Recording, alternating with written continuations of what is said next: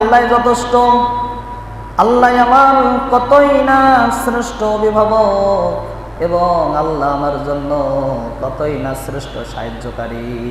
সুবহানাল্লাহ। একজন সৌদি আরবের একজন ব্যক্তি, যতই তারা খারাপ হোক না কেন, তারা বিপদে আস্থায় সব সময় তারা আল্লাহর উপরে ভরসা করে। তারা সব সময় ভাবে হাসবুনাল্লাহ।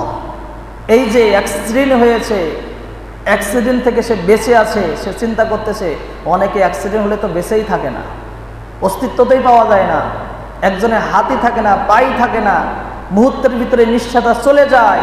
কিন্তু আজকে তো আমি এখনো পর্যন্ত জীবিত আছি, নিঃশ্বাস তো এখনো আছে, এজন্য আমার জন্য যথেষ্ট কে?